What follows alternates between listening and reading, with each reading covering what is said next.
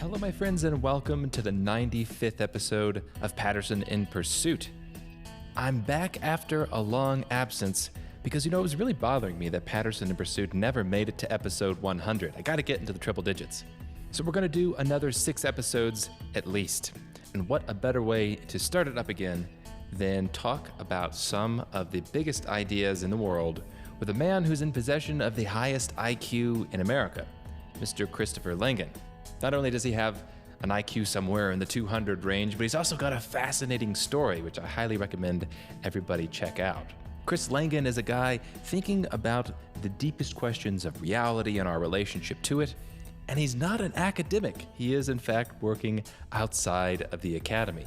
He's had a bunch of interesting blue-collar jobs, like being a bouncer. He's currently a rancher. And I think he's one of the examples of very highly intelligent individuals being rejected from the modern academy for not having the right psychological characteristics. See, academia doesn't just select for things like IQ, it also selects for things like timidity, pacifism. It rewards conformity and groupthink. And I think, as you'll hear just in our brief conversation, Chris does not embody many of those traits. And nor do I, which is why we had a wonderful conversation. So in our talk, we covered many subjects. We spent the first maybe 20 minutes or so discussing academia and perhaps our reasons for a more pessimistic view of the modern academy. But then we also have a brief discussion about IQ, and we spend the rest of the interview talking about his CTMU, which is his own theoretical work called the Cognitive-Theoretic Model of the Universe. It's his attempt at a kind of theory of everything. So in a theory of everything, it covers a whole range of topics, including subjects like what is information, how central is language, are there any paradoxes in the world, can you have experiences that are detached from any kind of conceptual content? We cover interpretations of quantum mechanics and whether people like Einstein and Heisenberg can both be correct just from different perspectives. We have a little discussion at the end about God and ultimate reality. So it was just a delight to talk to somebody that has spent some time thinking about these issues, and I think you guys are really going to enjoy it. If you want to learn more about Chris, I suggest just Googling him or checking him out on YouTube. He's got some interesting interviews out there. There's a website which gives a pretty good summarization of some of the ideas called hology.org. That's HOLOGY.org. And you can also find him now on Patreon. If you go to patreon.com/CTMU, or I think if you go right now to ctmu.org, it will redirect to his Patreon page, where you can find more information about his work and you can contribute to his project. I do think the trend of seeing independent intellectuals online on platforms like Patreon is going to continue. It's a very exciting development, and we even talk about it a little bit. All right, so I hope you enjoy my conversation with Mr. Christopher Langan, the man who is notable for having an IQ somewhere between 190 and 210, who splits his time between ranching and trying to answer the most fundamental philosophical questions in the universe. All right, Mr. Chris Langan, thanks so much for coming on Patterson in Pursuit. It is a pleasure to be speaking with you today. Well, it's very much of a pleasure to be here. You've got a really fascinating story, and we've been going back and forth I was looking at our emails, and it was something like almost a year now, and I have a lot of anticipation because of all of the people that I've interviewed. I have to say, it looks like from the outside, your story is one of the most unique. So you've got this super high IQ, somewhere in the 200 range, and most people would assume, well, here's a super genius. He's got to be working at some prestigious university somewhere. But in fact, you look into your story and you're doing blue collar jobs. You're at a ranch. You've done bouncing. You're an independent intellectual who's kind of creating your own philosophy outside the academy. And this is an awesome story. So I really can't wait to dive into it. Yeah. Well, academia and I didn't quite hit it off. Otherwise, I probably would be in a university someplace, or at least have been in such a place. But, and there are several possible explanations for the impasse between academia and myself. All right. We're going to start out by analogizing between academia and prison. Okay. Well, I mean, you're kind of incarcerated there. You're more of an inmate than you are a student these days. And that was true actually when I was in school about 50 years ago. And prison inmates have jackets, right, which are dossiers that record their penal history and kind of precede them throughout the prison system. So we all had these. Have you ever had one of your instructors? You remember back when you were in kindergarten, grade school, and so forth? They would tell you, caution, young man, this is going on your permanent record. Right. Okay. Well, your jacket, the thing that follows you through the penal system, is analogous to your permanent record in academia. And the things that go into your permanent record when you're just a little kid, for example, if you get into fights in kindergarten, that's going to be in your jacket when you get into college. I mean, these things don't stop. They're continuous from the time you start school until the end. Now, my family had a kind of a tough road to hoe. We were usually the poorest people in town. We didn't have a heck of a lot of food to eat or clothes to wear or anything like that. And, it was kind of rough and tumble. So things got on my jacket. I was never incarcerated or broke the law or anything like that. But, in school, you get into fights and things like this. And apparently some of that stuff made it into my jacket. And finally, when you get enough stuff in your jacket, academia just doesn't like you anymore. Right. And this is probably what happened to me in academia. As nearly as I can tell, of course, you can't get access to your own jacket because this is in a locked room, and decisions regarding it are made by some kind of anonymous star chamber. Mm-hmm. But yeah, that's as near as I can tell something like what happened to me in academia. Now, from another perspective, you have kind of some of the administrative nonsense that takes place in academia. There's another critique of academia I find very persuasive, and I'd like to hear your thoughts, which is, what do you think of the actual quality of our present academy? So when you look at the ideas that are coming out of the academy, do you think to yourself, wow, this is a bunch of great quality content, I sure am missing out being in this illustrious group? Or are you more skeptical and, okay, well, maybe you weren't admitted or you had a bad rap, but you really weren't missing out on a bunch of intellectual content? No, actually, I probably made more progress outside of academia than I could have made inside. Academia is really a political system. The quality of instruction these days is execrable compared to what it used to be. And this is because academia is a growth industry. So it's got a big tent. It wants to admit everybody it can. And in the course of admitting everybody it can, it admits people who really shouldn't be in academia. Then it starts grading on the curve and teaching down to its lowest common denominator. And finally, the quality of instruction suffers because of this. And this is what has happened in academia. Also, academia is a great place from which to pursue an indoctrination agenda. You've got all these captive students there, so you can tell them whatever you want to. And there is a kind of, it's almost a police state sort of mentality where you can say certain things that are politically correct and other things you can't say. And academics, despite the fact that many of them are very gifted people and do have good ideas, find themselves locked into certain orthodoxies that more or less constrain their thought. Right. And really, they're a little bit constipated. They're afraid to say the wrong thing, because some other powerful academic might see it and take revenge upon them or something like that. So they're all like frightened little mice. And of course, the administrative level of academia has been expanding. It's just really been metastasizing all over the place until now. Most of the money that comes into academia is paid to these quasi-corporate executive types that run the administrations, and faculty members are at the mercy of these people.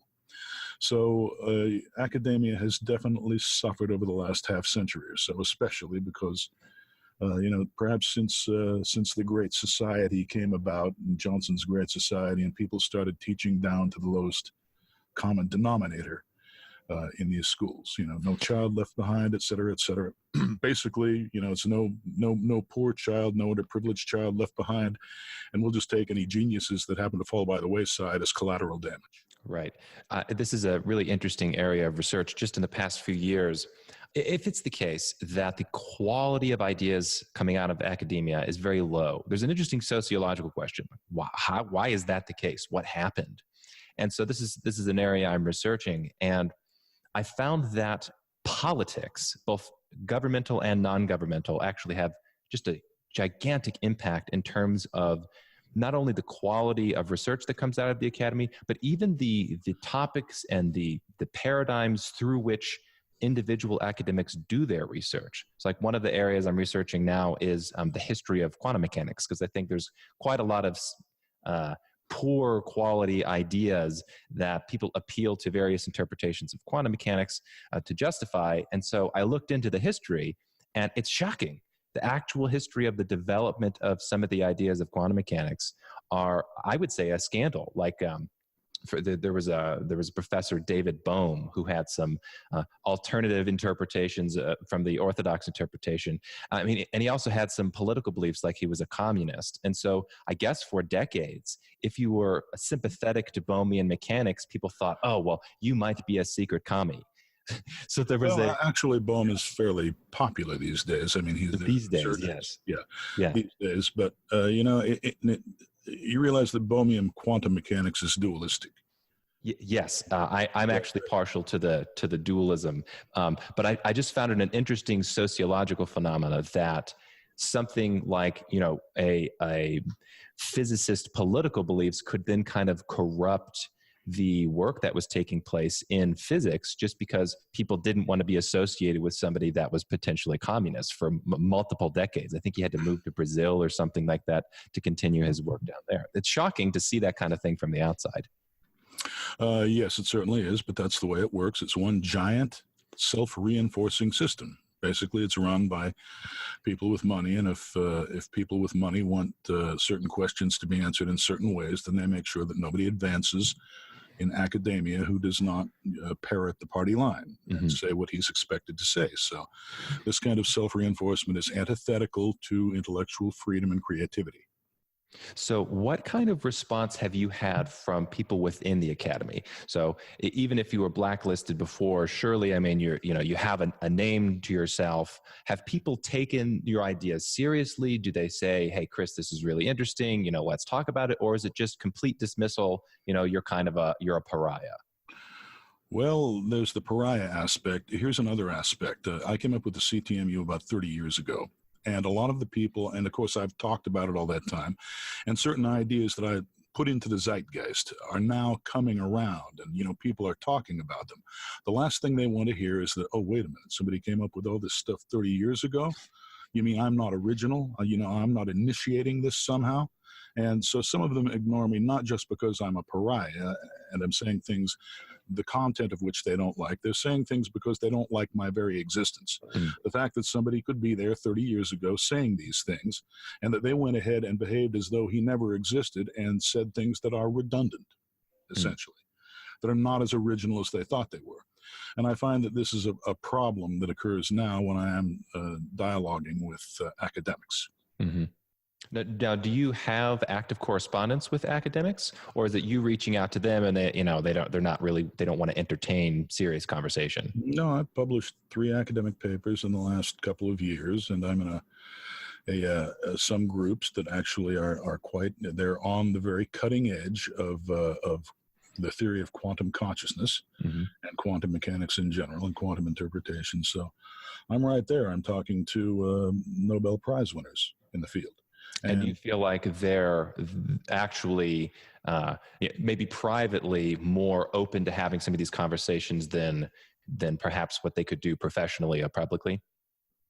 Yes, absolutely. For instance, there's no one who will argue with me now that they've seen me in action for 2 or 3 years.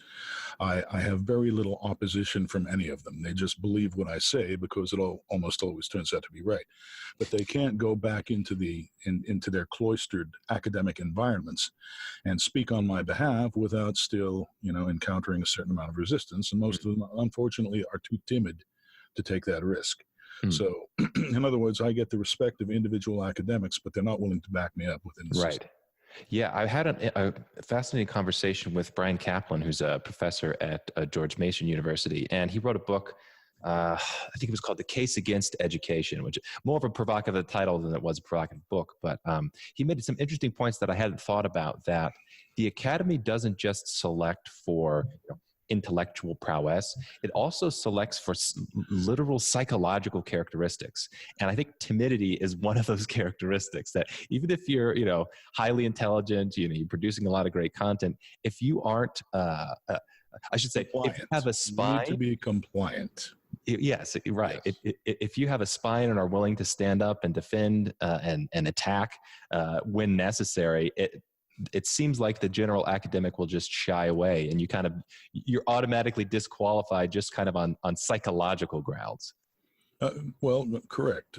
Basically, academics never want to say that any one person is right, because in so doing, they're saying that a number of other people are wrong, and it's not politically correct. You can't accuse anybody of being wrong these days in academia. Right. It's almost as though the concept of truth has totally gone by the wayside. Right. Academia, as though truth is a relative concept.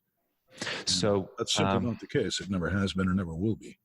I completely agree. I remember specifically that. So that idea has both philosophical profundity and practical profundity. I agree that I think the idea of truth, objective truth, has been lost with our current academic system. But I do want to ask you. So you've decided to continue your intellectual pursuits then outside the academy, and are maybe doing some more work now. Well, like Wittgenstein, I resolved to go the hard way. Right. So how, just practically speaking, like day to day, how do you usually spend your days? I know you've got a ranch, but how much time do you spend that's just dedicated to reading and writing and thinking versus doing more practical things? I get up in the morning and I usually try to work on my theory, and then I go out and do whatever chores are necessary on the ranch, and I try to check into our forums, Mega Foundation forums. I also run a nonprofit foundation aiming to optimize the intellectual resources of mankind. That's called the Mega Foundation. So I see to that business, and then I get back in whatever way I can to my work, most of which consists of the CTMU. Sometimes I take a little break for relaxation. My wife and I have been looking at a few TV programs recently. Amazing amount of sheer propaganda in coming out of Hollywood these days, by the way. But that's pretty much it. I spend as much time as I can on the CTMU. I'm kind of monomaniacal in that respect. So you said you're working, you have started the nonprofit Mega Foundation. Is that, you don't have to go into details here, but how is it that you have, how do you raise funds for that? Is there like a group of people that contacts you and they pledge money to it? Or is this something like, how are you able to finance something like that? Well, we've been financing it out of our own pocket for years. Recently, we discovered Patreon, and I got a Patreon page there.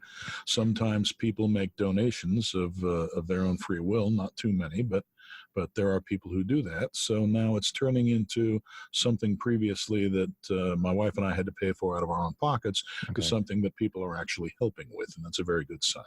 In the introduction to this episode, I'll make sure to mention and link people to your Patreon page. I've got one as well. I think it's a really exciting development, actually, for independent intellectuals. And I wonder what your thoughts are in terms of optimism for the future. Do you, I'm kind of jaded. I'm rather jaded about the academic system, and I think we're going to see a lot more independent intellectualism online in the future. That might just be my jaded perspective. Well, this is what I was saying 30 years ago. Unfortunately, I was a bit ahead of my time, as I usually am. So I got nothing but resistance and nothing but, what are you talking about? It's academia is wonderful. Look at this. It's the vanguard of intellectual progress. It's protecting all of our past knowledge. It's wonderful. And of course, none of that is really true anymore. But, I started saying we're in danger here, and academia is deteriorating, and nobody wanted to listen. Now they're all coming out of the woodwork.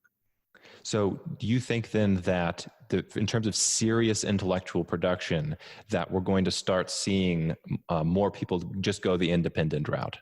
Yes, absolutely. You've got a number of websites like, ResearchGate and academia.edu and a number of these other places where people can publish their research papers without having to go through academia or the filtering process associated with academic journals. Right, which are usually controlled by complete yes people, who are just doing what they're told. Yeah, and I've argued with many academics on this. They tend to attack. They have attacked me at least more in the past now than they have recently. But when defending the merits of the academy, they'll say, oh, well, there's an education you get inside the academy that you can't get on your own. It's like, okay, well, You got to bend over and pay a lot of money for it. Yeah. well, yes, exactly. Right. Can you specify exactly what are the ideas? Like it's book recommendations, it's discussions. I can have all of those things by myself. Like I don't need to pay $50,000 to have book recommendations and precisely presence of PhDs. Precisely. Most of what is valuable in academia eventually comes out in book form, and oftentimes those books are written more clearly than what you would get in a lecture in the university. Exactly. Let's face it, a lot of these college instructors are not really all that talented when it comes to actually teaching. They just hand you your notes, they hand you the textbook, and aside from that, you're pretty much on your own. Well, if you're pretty much on your own, what are you paying $50,000 a year for? Exactly. Well, why? So this is the problem that I think academia is now facing, and it's really a kind of a watershed moment, and they're going to have to decide whether they want to teach and educate or make a lot of money as though they're a big meta corporation. So last question on the topic of academia. This, I think, is a legitimate criticism of going the independent intellectual route, though I think there's good answers to this question. But how do you then see a kind of system of collaboration emerging from independent intellectuals? Because the term that gets thrown around is peer review. Oh, you have to have the peer review of the academics. I think peer review in theory is a brilliant idea. I think peer review in practice, or as practiced by the modern academy, is terrible. If people are incompetent in the academy, you don't need a bunch of incompetent peers reviewing your work. But there is some value, like inherent value, to the idea of having other competent people actually review and give feedback and try to sharpen one another's ideas. So how do you see that emerging online? Do you think there's going to be a formal system or a more informal system, perhaps, to have serious people review one another's work? Well, it's already pretty chaotic out there. There are already all kinds of papers and ideas being published that are totally off the map. There are a lot of people who are completely off the reservation, and what they're writing and talking about sometimes is very valuable, but the lack of peer review, the lack of subjecting it to the judgments of other people, it shows after a while. And, certain things are being missed, certain things are being glossed over that are actually important, and certain outright mistakes are sometimes being made. So yes, peer review, if it were conducted properly, would be a very valuable thing, but it is not being conducted properly anymore. It has become, once again, a part of this self-reinforcing system I was talking about. Basically, the peers who are reviewing submissions to journals are parroting the party line, and if you depart from orthodoxy in any way, oftentimes they're just going to circular file your paper. And this is not something that is worth putting up with. So the downside is at least as great as the upside is these days. And that's unfortunately not a good place for us to be. Do you see that turning around in the future, that you could have alternative, like semi-formal systems come up for people to review one another's work? I saw this, 30 years ago. I mean, I tried to collaborate with MIT. I wrote papers, I wrote letters to all kinds of people who I wanted to collaborate in such an effort. And they were just, like, so what? Right. It was like, no, we've got a perfectly, functioning system here, Academia Incorporated, and we're just going to stick with what we have. But of course, now people are coming out and talking about the same things I was talking about 30 years ago. And yes, it could work, but you've got to put the right people in charge, because the people who are going to try to run such a system are going to be people who are naturally biased in favor of their own ideas and their own opinions. So then they will simply recapitulate the kind of bias and prejudice that we see in academia today. So one more thing I want to ask you about is IQ itself. I think in our culture, people put a lot of value on IQ, and they think there's like a one-to-one correspondence with IQ points and like actual real intelligence. I would disagree. You disagree with the... I would disagree with that immediately. IQ does nothing but get other people's backs up, and now they start actually becoming oppositional toward you, because they have been taught that IQ is a complete fraud that has been perpetrated on people in violation of every known standard of social justice. Oh, that's what IQ is today. I think there's been I think that it's a backlash that we're experiencing. I think it's against IQ. I think it's split in two. They're definitely among the social justice types. You're right. I do definitely see that where, well, they pretend it's just an entirely fictitious metric. Yes. Just keep in mind that academia consists of these social justice warriors. Fair enough. You'll find many people in academia who will actually stand up and say something that you can hear in favor of IQ these days, even though IQ is still heavily employed within academia itself in order to rank students and direct students and put certain people on certain tracks. Okay, that is, I think that is a fair point. However, so I think what I'm doing is I'm kind of dismissing a lot of the more justice-oriented criticisms of IQ, and I want to actually focus on the concept itself, because I do think it can be overblown in terms of its merit. I've spoken with plenty of high IQ people who are foolish, who just have actual bad processes of reasoning. I tend to think that So IQ correlates with intelligence, but is not the same thing as intelligence. It's just a measure. It's just a particular measure, with certain kinds of items on certain kinds of tests, that certain people take, and yes, that's all it is.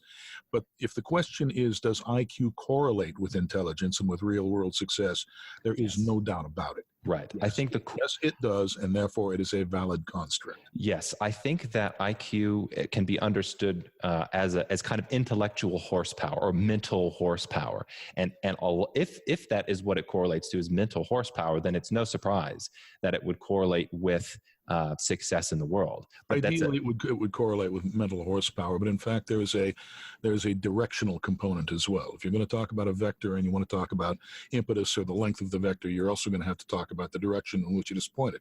When you said that some high IQ people just seem downright foolish in some respects, it means they have trouble pointing that vector. The vector is very long; it's got a big impulse associated with it, but they don't quite know where to point it.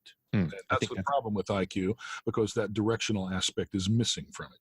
I think that's a good point. I've also heard stories, I don't know if you can confirm this or not, but I've also heard stories of people that are practicing for IQ tests, like at the upper end of the IQ spectrum. I remember hearing, I forget what the gentleman's name was, but there's one of the prominent people who's way up there, 180s or whatever in IQ, is known for, spending hours and hours and hours practicing to try to improve his score. And if that's the case, if you can actually do that, I think I know who you're talking about. Yeah, I think it kind of undercuts the metric of IQ itself if you can actually improve it over time just by practice. That is correct. It totally undercuts it if you can actually improve your IQ scores by just spending more time.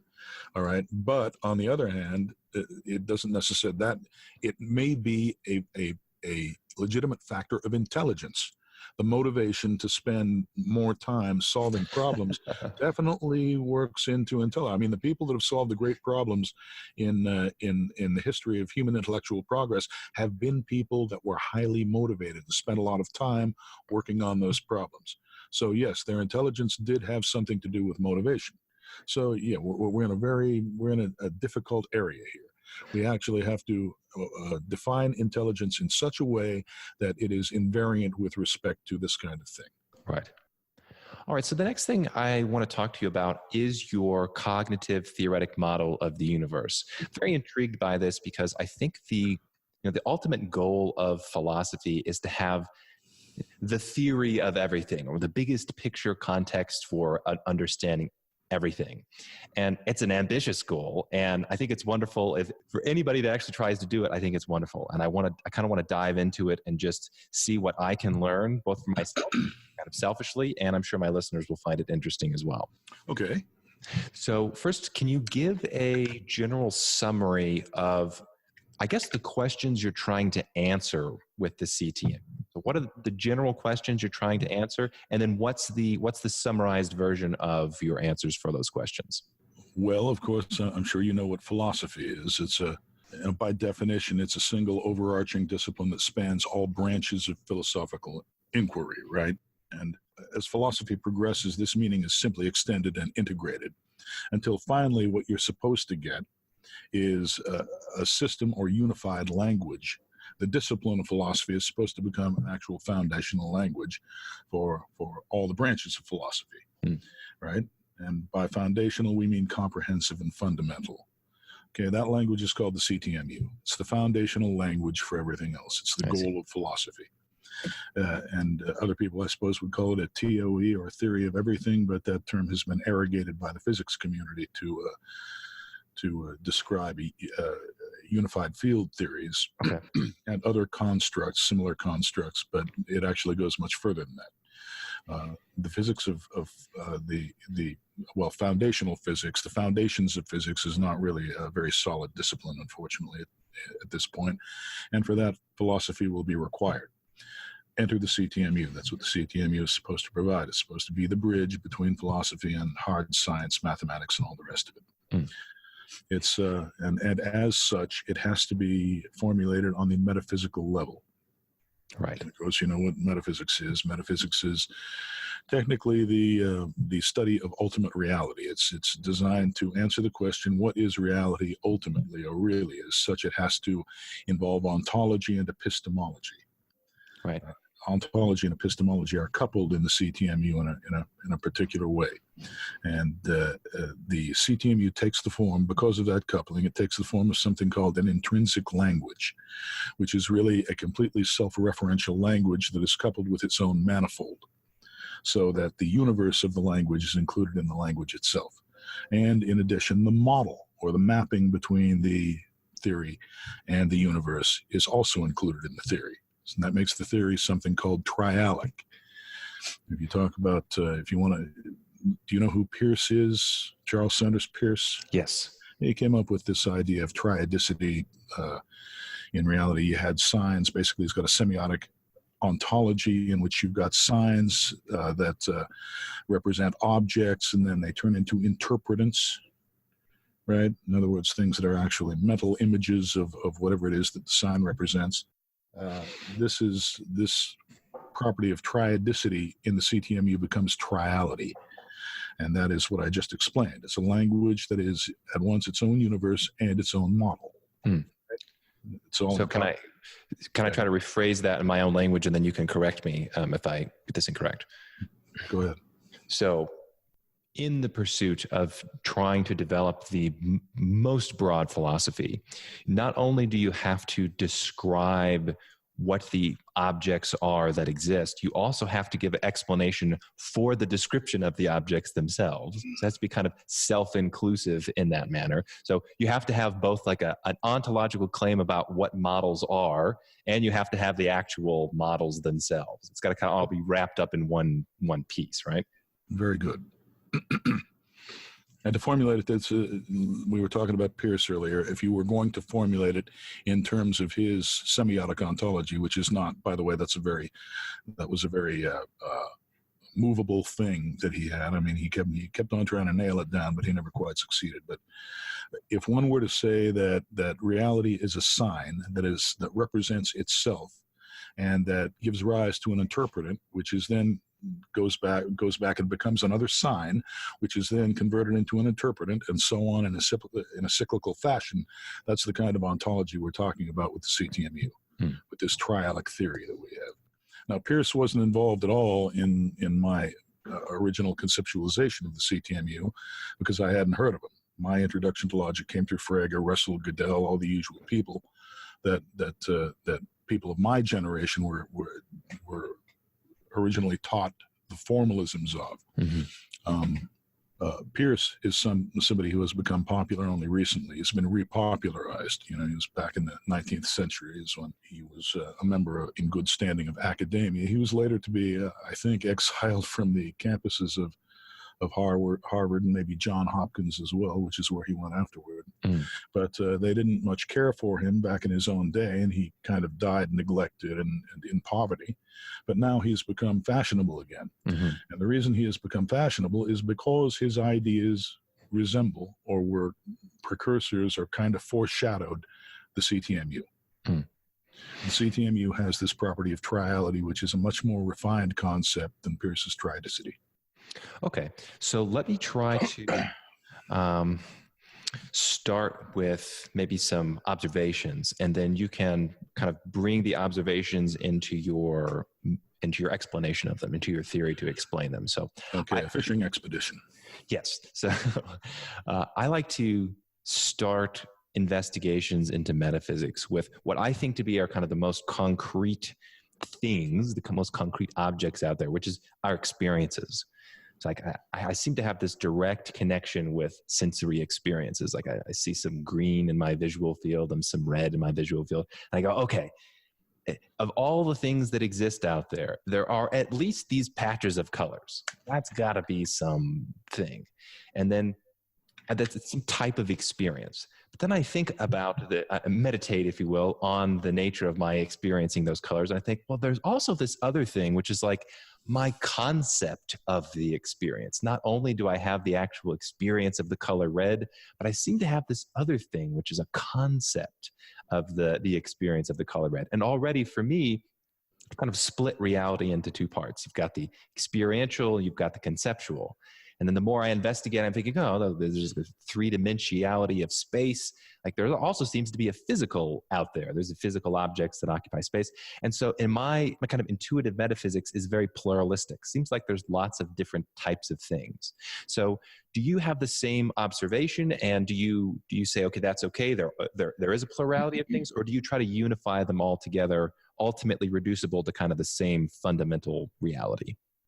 Well, they have to be reducible to the same fundamental reality. Otherwise, they're not a part of the same fundamental reality. And we like to think of reality as being something that's coherent and unary. Metaphysics in general seeks to answer the question of what ultimate reality actually is. The answer to virtually every other question in philosophy and science depends on the answer to that question, right? Mm-hmm. So what you do is you start out with, you say you look outside yourself at the external universe and you see objects that display certain patterns, certain groups of colors and so forth. Well, the groups of patterns, of course, are formal. They're of a formal nature in the sense of Platonic form. And then you have instances, physical instances, external to yourself of those patterns. All right, obviously, the two are coupled or related. The CTMU takes those things, couples them, and then seeks the basic fundamental model of what those things are and how they get coupled. And in so doing, it comes up with an identity, something that distributes over everything in reality. And then it quantizes reality in terms of that identity so that everything stays homogeneous and coherent and unified. So your unification of these two things, can you put some concrete explanation? Like, are the actual things that exist, are they themselves colored? What they are, you have certain syntactic categories in your head in the sense of Kant, and what you're seeing are instances or values of those.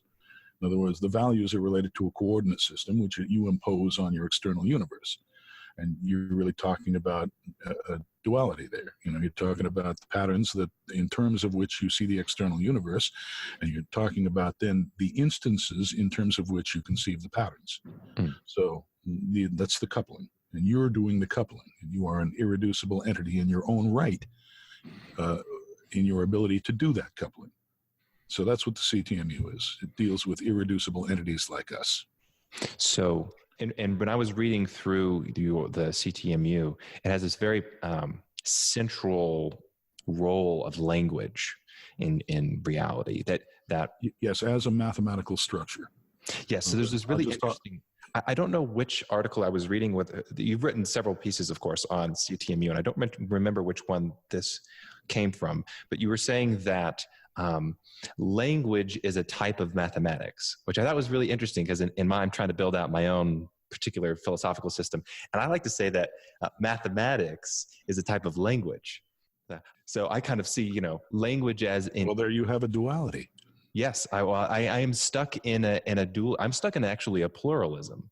And I'm interested in trying to unify all these things into one. You're not stuck in a pluralism. Okay, there's dualism, of course, is just binary pluralism. But then, you've got something called duality. In pluralism, you've got one thing here and one thing there with a void between them. Whereas in a duality, you've got two things in coincidence in one and the same underlying thing. So it's entirely different. We're talking about a true duality, two things that are in coincidence, whereas dualism and pluralism are talking about separate things that are disjoined in some kind of space or void. Okay, so how, when you're looking at when you're conceiving of a duality, then how do you know it's a duality and not two separate things? How do you know they're unified? Because they're syndifionically related. Basically, you cannot simultaneously see two discernible things unless you are distributing your cognitive syntax over them. The cognitive syntax is what you're using to connect the two of them and behold them at one and the same time, even while you're discerning them. All right? If nothing in common distributed over them, then they wouldn't be in the same space and you wouldn't be able to apprehend them simultaneously. Okay, can I I'm going to try to put this in my own language and then correct me, because I actually made a little video on this incredibly esoteric idea that I haven't heard anybody else talk about, but I wonder if it's related here, where I say something like, I think in order to get a plurality of actual, like if you have a multiplicity of objects, I think it presupposes something like mind. I think. Well, yes, it does. Yeah. So this is interesting. I haven't really heard anybody else say that if an object in itself, if it's to be held in relation to something else, it kind of presupposes some glue between those things. And I think that glue is mental, which is totally bizarre. Yes, it's syndiffionic relational structure, which has been around for 30 years. And I don't expect you to have heard of it because it hasn't been, that well publicized because of the nature of academia. But believe me, the concept is there. You're distributing your own mind or cognitive syntax over everything that you perceive. Okay, so would it be fair to say, could I put it this way then, that within the mind, so I've got this, I've got a cup in front of me here, and I have like the left side of the cup and the right side of the cup.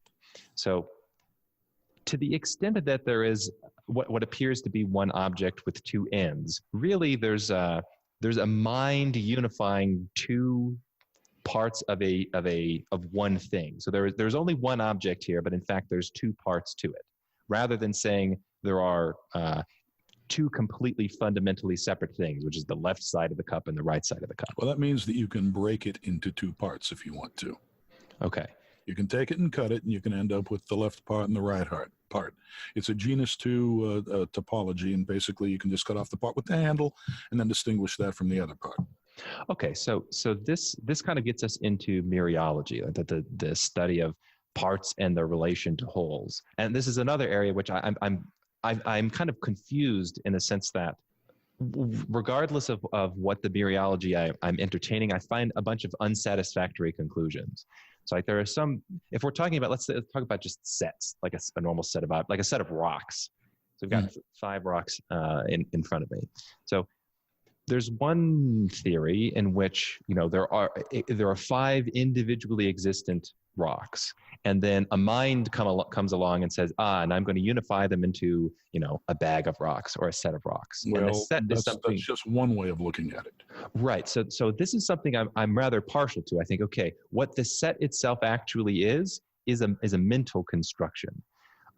Versus the set being something that exists separate of our conceiving of it and like out there in the right, which means that you didn't just come along and find these objects.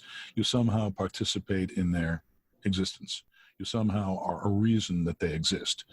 I mean, if the reason if basically they exist by virtue of the fact that you can mentally apprehend them, then that has something to do with their existence. They do not exist independently of you. So you don't just come along. You don't just bumble through the external universe and bump into them. Somehow you're implicated in their existence.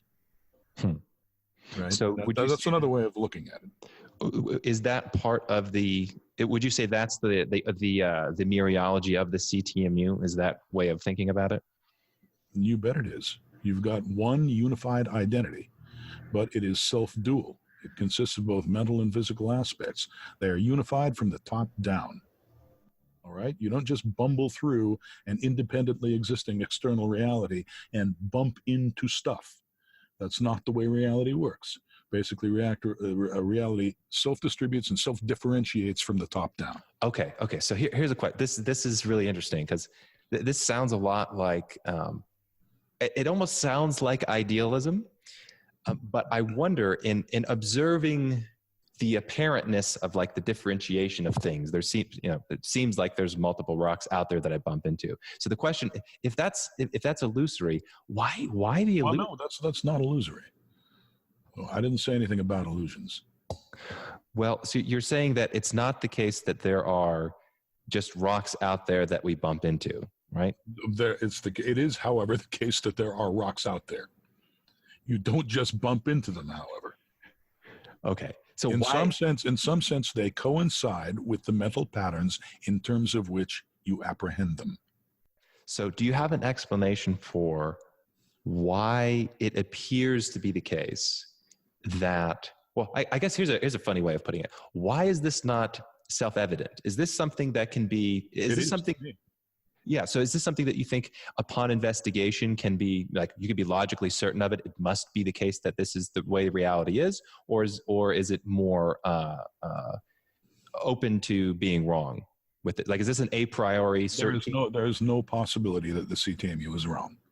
I've been telling people this for years, and no one has ever come up with a reason why this should not be the case. Would you say that it would entail like a logical contradiction if it were false? Exactly. The CTMU is formulated as something called a super tautology. Tautologies are things, the logical version of tautology anyway, are things that are inviolable. You can't get out of them. The CTMU is one of those things, but formulated on the ontological or metaphysical level of discourse. Actually, I wrote just a small little book on metaphysics and logic. It's called Square One, the Foundations of Knowledge. And I have a bit on tautology. I know a lot of people don't like tautologies. They think, tautology is irrelevant. I think tautology is like the most important things to discover in all of philosophy. Precisely. But it's a little bit tricky formulating an ontological tautology. Okay, and that's what the CTMU is. It is, and this structure is called a super tautology, and it takes the form of a mathematical construct called an intrinsic language. Okay, and this is all explained in the papers. I don't know if you've read those Cosmos and History papers on the CTMU, but it's very well explicated therein. So, yeah, that is the only. I would say in the little book that I wrote, I have like a sentence trying to get at a tautology in metaphysics, and all I could come up with is something like, it must be the case that the mind exists. Like it could not be the case that there are no such thing as experiences taking place. Like that is by denying it, one has affirmed it. That's about as far as I could get. Well, that's pretty much true. Yeah, it's tautologically true because it's happening to you right now. Right. Deny it, and you're negating your own existence. Exactly. Which one can pretend to do, but one can't actually do. That's correct. A lot of people are very much into that pretense, by the way, but it's totally irrational. I agree. Okay, so another concept I want to hear you explain is information. So that, it's fashionable to talk about information theory. At present, people think that there's a lot of answers to metaphysical questions come from information. So for you, in the way in the CTMU, first of all, what is information, and then how central of a role does it play in your metaphysical theory?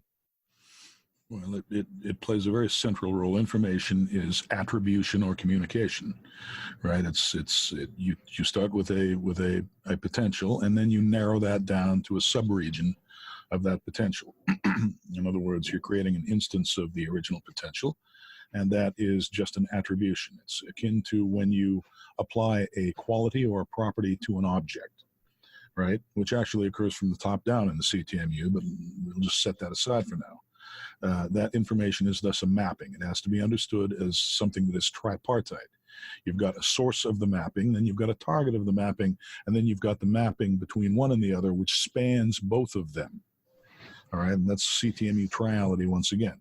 Now, what is the vehicle of information? The vehicle of information is uniformly always language. All right, that's the mathematical structure that in terms of which information is always defined. So that's why, in order to be information, in order to be regarded as information, language has to be the structure of reality. So there's a lot of stuff that you've never heard before, but it's like I say, it's been there for 30 years. So when you say language is kind of the fundamental structure of reality, would you say that that language from a certain perspective is colored red in some circumstances? Language from a certain perspective is colored red?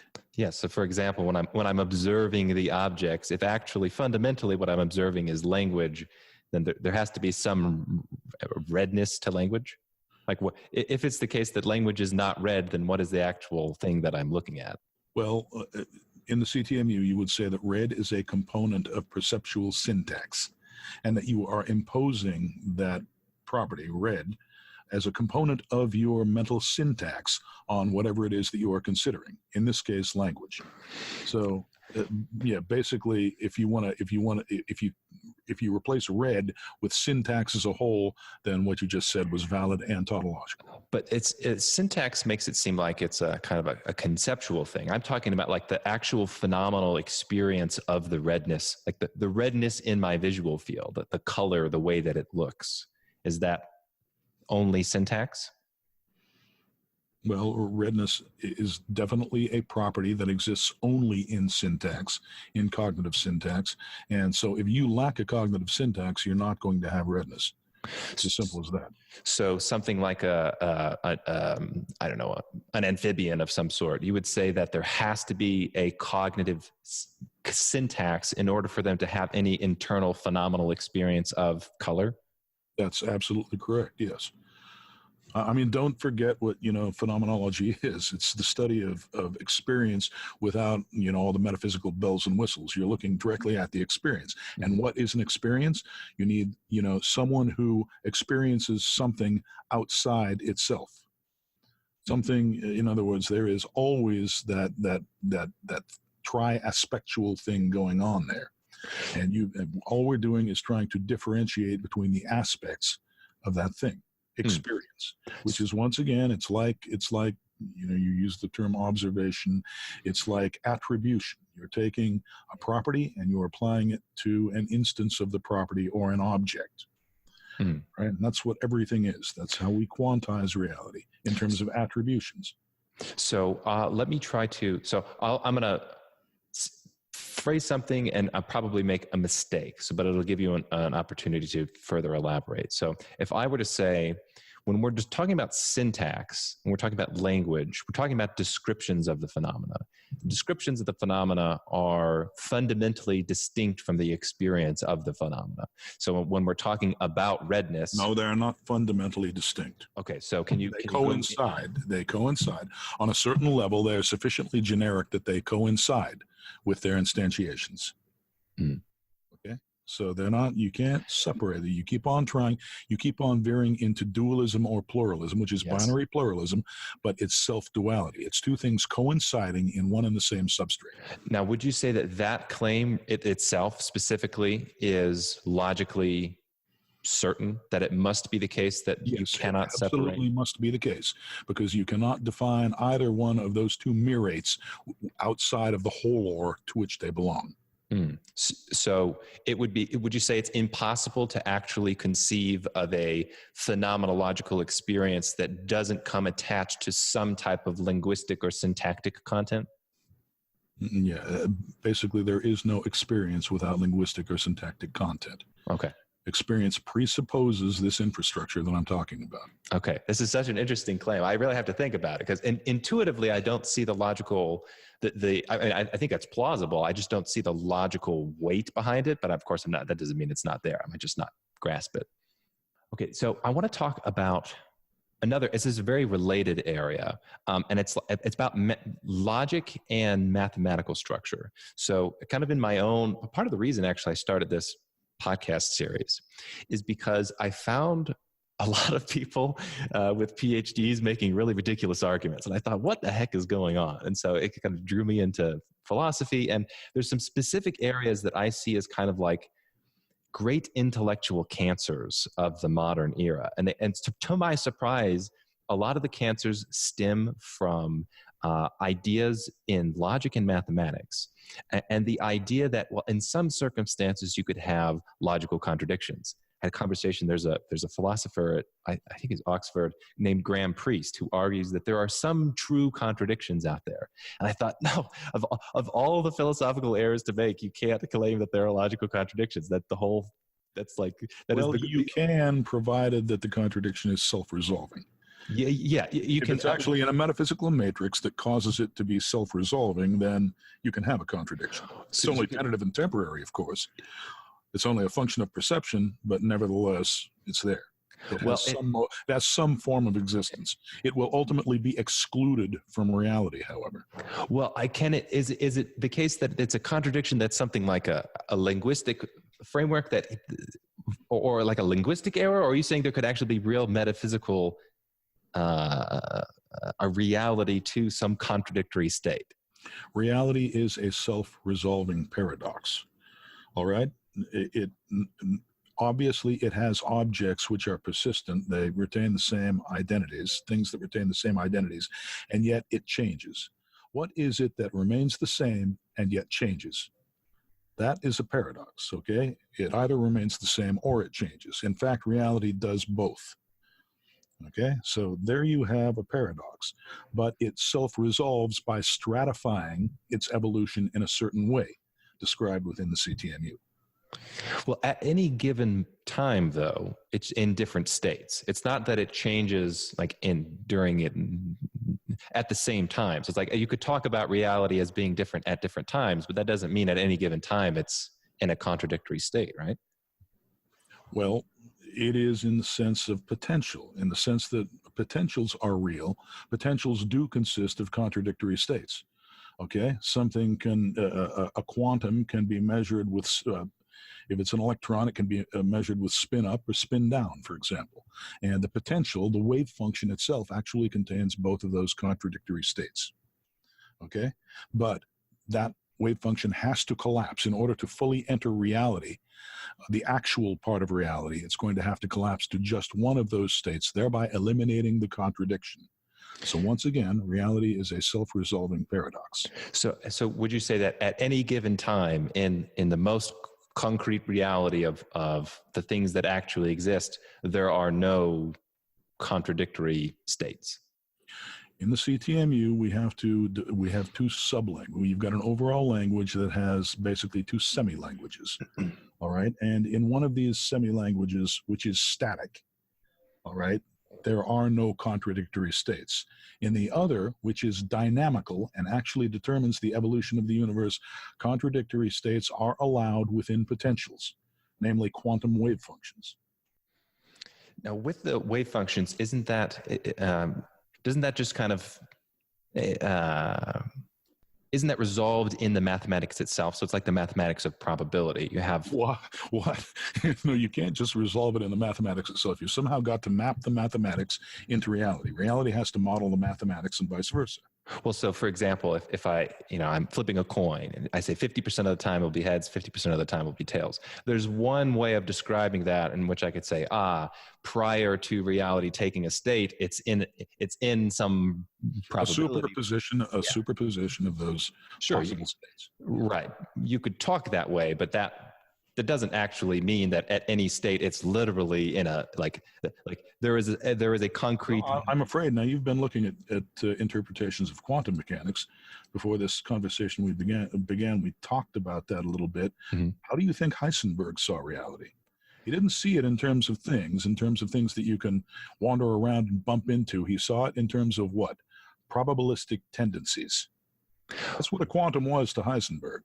Yes, I think Heisenberg was wrong. I think there are other ways that preserve the kind of discreteness and concreteness of reality that don't require thinking about it. In one semi-language of reality, that's possible.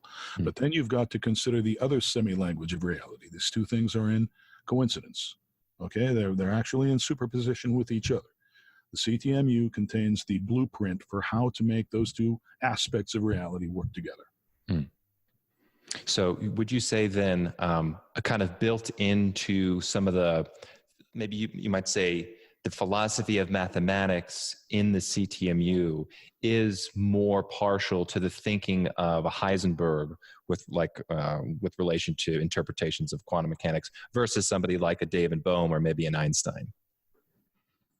Well, the CTMU is designed so that you can interpret the perspectives of all of those people in it. All right. Basically, it is a universal modeling apparatus that you can take all of those perspectives, and some of those perspectives are in the semi-language, the static semi-language, and others of those perspectives more or less correspond to the dynamic semi-language. Heisenberg is in the latter. Okay. Einstein and Bohm are in the former. Okay. But one thing that we know about Einstein and Bohm is that their perspectives were essentially dualistic. Now, we could go into the theory of relativity, and I could show you how Einstein was definitely foreshadowing something like self-duality. But nominally speaking, he was dualistic. He thought that there was an independent reality that was completely independent of human observers and human cognition. Right? And this is simply not the case. There is a semi-language of the CTMU in which it is the case. However, when we consider the dynamical semi-language, that goes straight to hell. And this is once again logical, and it can be proven. Okay. Now, this is very interesting. This is one of the areas I'm trying to wrap my head around some of the, the claims of quantum physicists for the last century. It's, of course, we're getting to very, very, very fundamental ideas about reality. But when you say it's like not logically necessary that the CTMU is correct and takes both perspectives, or within, let's say, how you said there's like a sub language in which as coinciding aspects of a single logical identity. Yes. Right. So keep in mind that I've defined an identity as a coupling of intension and extension. So that's what we're dealing with here with the CTMU, and that's called self-duality. Again, CTMU is a self-dual theory, whereas you are talking about theories that are dualistic. Okay. So within the CTMU, you're saying that the apparent tensions between a perspective like Einstein versus Heisenberg are in fact completely illusory. That's correct. Right. Okay. So I've got really two more big questions that I want to talk to you about. I want to make sure we have enough time to cover them. One is, again, in the philosophy of mathematics. So in some of the research that I've been doing, I've been shocked to discover some errors in mathematical thinking. So like an example would be with Newtonian calculus, the concept of fluxions. Seemed to be that for a little period of time, there was maybe even a logical contradiction in understanding what infinitesimal quantities were. They were zero and non-zero. There are still plenty of logical contradictions in understanding what infinitesimals are. I think so as well. And for somebody kind of on the outside, this was shocking to me. I just had the assumption that, the history of mathematics is a history of one logical certainty being built on top of the other. And when I realized that's not the case, it was very unappealing. And I thought, well, dang, how deep does this rabbit hole go? How much skepticism can one have in some mathematical claims? So, okay, so basically you wonder whether it is really possible to empirically induce from the fact that past thinkers have not succeeded in resolving this inconsistency. You wonder whether it is possible to actually induce a termination. I guess I would put it this way. If mathematics is fundamental to the CTMU, do you build kind of your mathematical structure just from scratch and say, okay, on these mathematical principles, I have founded them and they're true? Or do you kind of build some of your mathematical assumptions from the work of other mathematicians? Basically, I started out, I don't know whether you're aware of this, but I have almost no higher education. Right, I have about a year of college probably, and then it was abruptly terminated after that. So I'm completely self-educated. I work from first principles.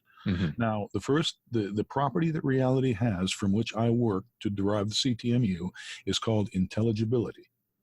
In order for something to be intelligible, there needs to be an intelligible object, and it needs to be patterned in such a way that it is actually intelligible to you. Okay, so that property of intelligibility, the fact that reality is intelligible to us, that we can conceive and perceive it, this leads to certain consequences. Those consequences are the CTMU. Mm. In other words, if the CTMU is false, if that super tautology is false, then you would not be able to conceive or perceive anything. Mm. That's why I talk about the CTMU the way I do. It's the way it's formulated. It's the way it's built from the ground up. So when you're referencing then kind of the logical or mathematical structure of reality, you're not importing concepts, let's say from Newton. You're talking. Oh, I'm importing just such concepts as I regard as correct. Okay. And of course, many of Newton's concepts were spectacularly correct, right? Right. Infinitesimals, that particular, a non-zero quantity, which is less than any finite quantity. That definition of an infinitesimal raises a lot of questions that Newton did not answer. Right. Right. Well, okay. I know I said I had two more questions, but actually this is a middle question. Do you actually have thoughts on infinitesimals? I'm interested. Do you think that this is a valid concept that you can rescue, or do you discard it entirely? No, you can definitely rescue it. There's no doubt about it. It's just that you've got to interpret it in the right model. We've got this dichotomy between a continuous reality and a discrete reality. Yeah. Right? John Wheeler spoke about that. There seems to be this rift, and never the twain shall meet. But in reality, it is possible to interpret infinitesimals and a continuous picture of reality in one and the same model with a discrete reality, such as we see in quantum mechanics, where one discernible state follows discretely another state. You see, putting those two things together is what a theory of reality has to be all about. So yes, infinitesimals play a very big part in the CTMU and their interpretation. Okay. You can get into this if you want to research. You can take a look at pointless topology is one of the ways that the infinitesimal problem is being resolved by some mathematicians currently, but even they do not have that overall model that they would need to make the concepts work. Okay. That's what the CTMU is. Okay. In the theory I'm trying to build, I'm like I guess you could say a finitist. I just figure I don't like the idea of continuity at all. I can't rescue it logically. Well, here's maybe the easiest way to understand it. In a sequence of events, like a particle takes one state, then it takes another state, then it takes another state. Mm-hmm. Okay. In other words, those states are basically static entities. There are open intervals between the states. Those are where continuity resides. In the states themselves, those are discrete. So those sequences are countable. Okay. In the CTMU, one of those pictures is a limit of the other one. Okay. They both exist in the same model, the same overall model, which has a property called conspansion. That's the operation by which it evolves. And an alternation between countability and uncountability is one of its features. Mm-hmm. I have in hearing that, I would love to dive more into detail specifically to flesh that concept out, but I feel like that's going to take us off track, and I could spend a lot of time talking to you about that. So I want to make sure before we end that I can talk about another one of the controversial features, I guess, of the CTMU. When I read about it, I must say, I've seen a lot of flippant commentary about the CTMU, and almost by imbeciles. Yeah, well, yeah. Your words, not mine, though. I completely agree, and I stand by those words. Yes, one of the things they mock and they treat as, oh well, it's got to be literally that has to be self-evidently wrong, is because you talk about the conception of God, and since they have already concluded there mustn't be any God, they go, oh, therefore the CTMU is nonsense, which is just a terrible line of reasoning. But I do want to hear your thoughts about the conception of God. You have kind of a proof of the existence of God, but that's meaningless unless we have a kind of a definition of what that word is and how and kind of what it means and how it relates to humans. So can you talk about God and the CTMU? Sure. The CTMU is an identity of reality. It's basically an intension-extension coupling that has ontic bearing. It actually explains how reality generates itself. And that identity of which I just spoke is God. You've read the Bible, right? I'm sure you're familiar with John 1:1. Not off the top of my head, but yeah, I grew up evangelical, so I'm sure I've heard was it. the Word, and the Word was with God, and the Word was God. Right, yes. It's a description of logos. That's basically what we're talking about here. The CTMU is logos, and logos is God. So, cutting to the chase, that's basically what it's all about. Okay, So, we can treat the identity of reality as God, and then we can derive its properties. Now, the question then arises, are these properties the same as those which are usually cited as properties of God in various definitions of God existing in various religions? And the answer is yes. We can actually derive those properties within the system.